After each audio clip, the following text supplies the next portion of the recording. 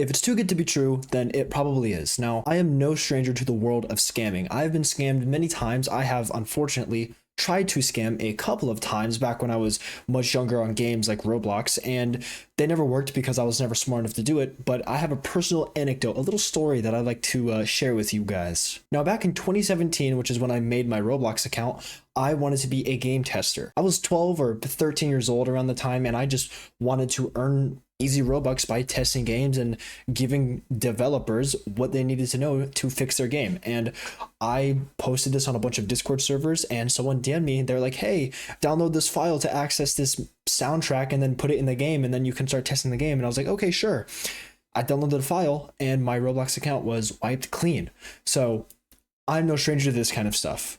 And actually, that's one of the main catalysts as to why I chose cybersecurity as my degree. You know, I go to college for this kind of stuff to help others to avoid scamming, digital scamming, which is what I want to talk about today. Now, I use the internet every single day, right? With an ad blocker, I play my cards right and I stay safe on the internet, but there are so many different malicious things that can happen to you, whether you click on something, type something in, download these things.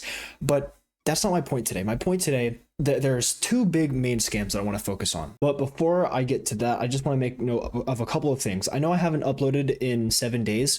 That's because I've been extremely busy with schoolwork, and midterms are coming up within the next couple of weeks. So we're back in that same cycle again, baby. And also, I'm sorry if my face looks like there's someone with a beam of light just going like this over my face occasionally. There's a window right behind my front monitor, and the sun is peeking out behind the clouds. So there's nothing I can do about that, unfortunately.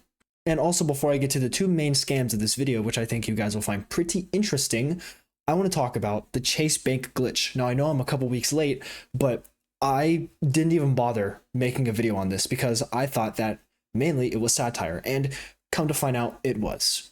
There are so many fake people and fake things on the internet, and this was just another trend that people edited. You know, they used Inspect Element to take pictures of their bank account, and they made it seem like they're $800 trillion in debt because they did check fraud. Essentially, that's all the Chase Bank was. You put a check in, you withdraw money that you didn't have before the bank could actually register that money, and what do you know, you're suddenly in $10,000 in debt. Now, were there some people that this actually did happen to? They were fooled. They were stupid enough to go to the bank and think that a federal run bank with cameras and records of even when you took your first steps as a baby, were they foolish enough to think that someone could outsmart them, some measly little citizen trying to get easy money? No, they are not. This is run-of-the-mill, your average check fraud. And there were, like I said, some people that actually did fall for this trend, and they did do the Chase Bank glitch, and they got some, you know, in some pretty deep trouble. Now, if you hear anything that has the two words like of a bank, like a money provider, and then glitch, we're not in a video game, we're in real life, bucko. There's no glitches here. I just wanted to get that out of the way. You know, I'm aware that there is a Chase Bank glitch thing that was a trend, and it was stupid to say the least. But you know what else is stupid?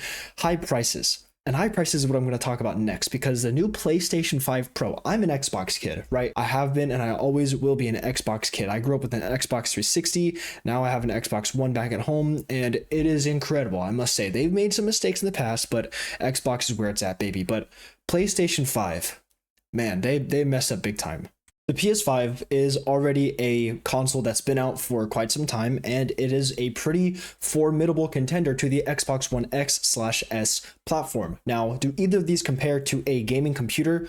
No. I'm just get that out of the way. PC Master Race. However, the PS5 Pro is PlayStation's not answer, but more of a response to the PC Master Race stigma we have here. Now, let me just get this out of the way. The PS5 Pro comes with 3 notable upgrades. 1, it comes with a better GPU, which is great. 2, it comes with advanced ray tracing, which is also pretty cool, I guess. And the third benefit is something that I actually find pretty interesting. It is called PSSR, or PlayStation Spectral Super Resolution, which uses AI upscaling to enhance the visual fidelity of game images, which it sounds pretty cool, lots of buzzwords, but I don't think realistically for a PlayStation it's going to be that much of a difference.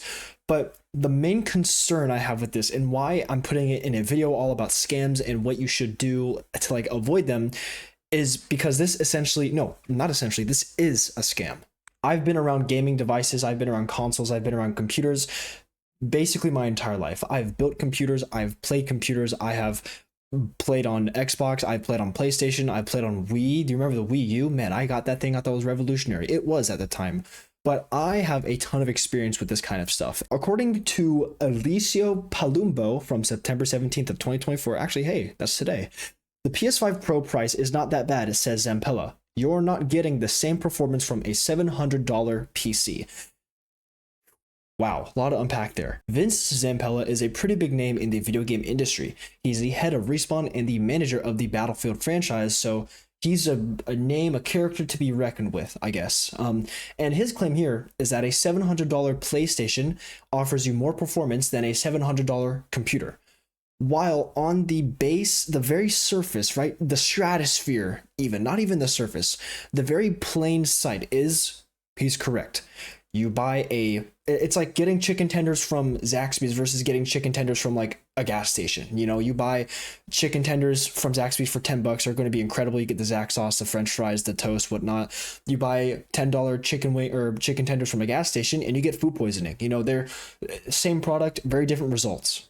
However, using that same analogy, with Zaxby's, you can only get chicken stuff. You can only get like chicken wings, chicken tenders, like French fries, toast. You can only get stuff that's like all colored the same and looks greasy.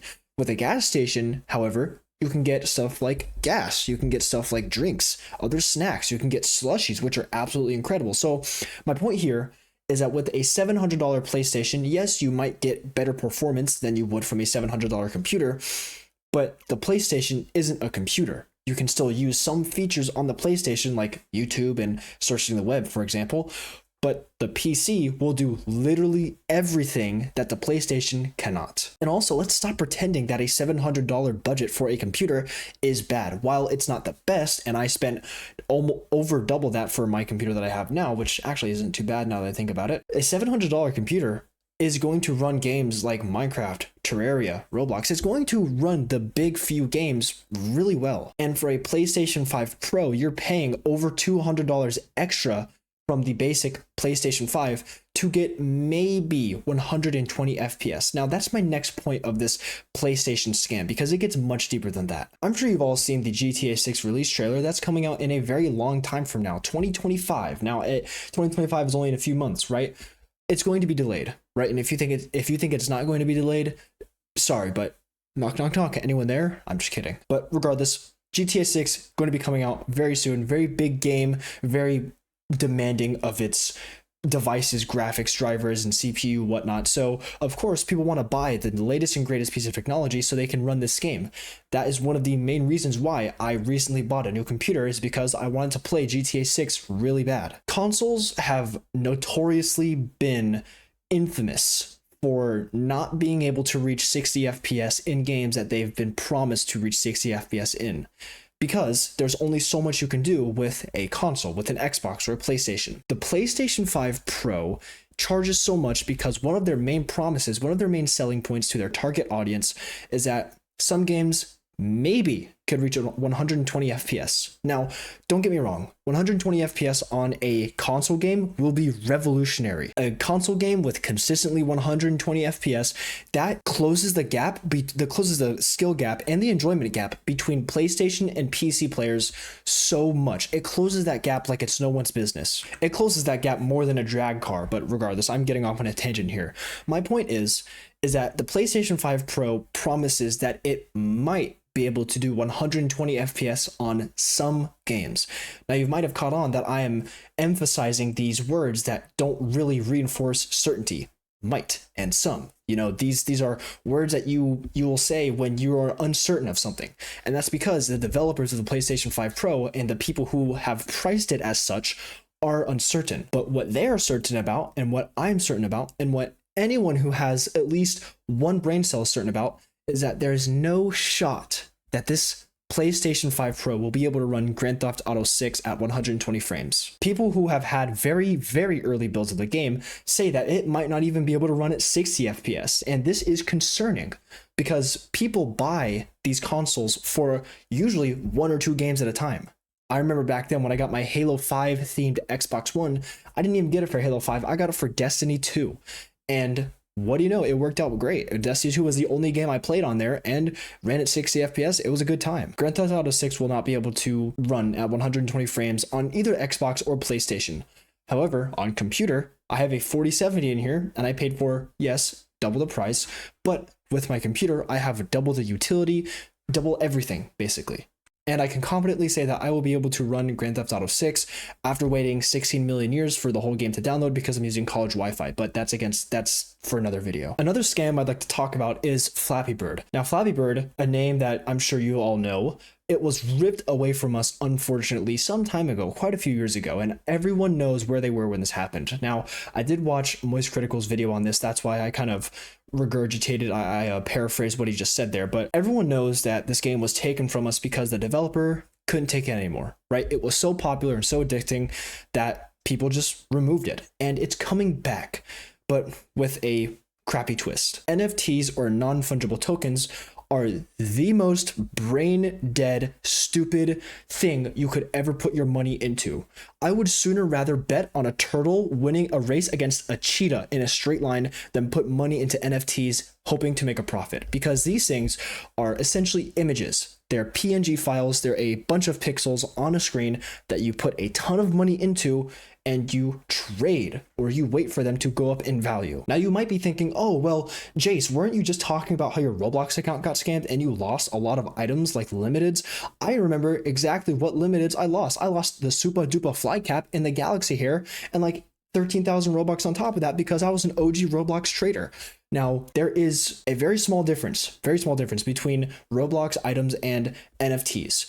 You can actually use Roblox items. You can put them on your avatar and show them off to all your buddies. With NFTs, you just put them as your Twitter profile, and then someone right clicks on your profile, inspect element, well, screenshot, boop, now they have the same exact file as you, and no one can tell who originally owns the image. All in all, NFTs are a scam, which is where this ties back into Flappy Bird. Our nation is healing. Flappy Bird announces its return, but with an NFT twist. The incredibly popular mobile game is coming back, but this time, NFTs are involved. Crypto scams have been on the internet for years, decades even, and this is one of them. I know, sorry, there's a couple watermarks. I just took a sip out of my trusty old water bottle here that leaks every single day, but regardless, Flappy Bird is not coming back. It has just been pushed out as this NFT scam. As you can see, the images to the left and right aren't really Flappy Bird, and these are just NFTs trying to lure in these people with too much money and too little brain cells, and they're trying to get people to invest in this NFT project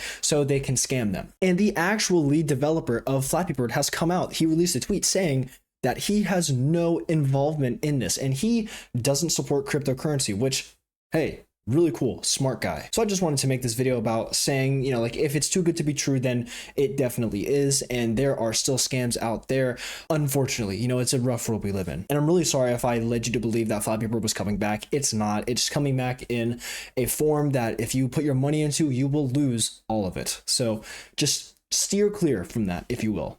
And with that, stay safe.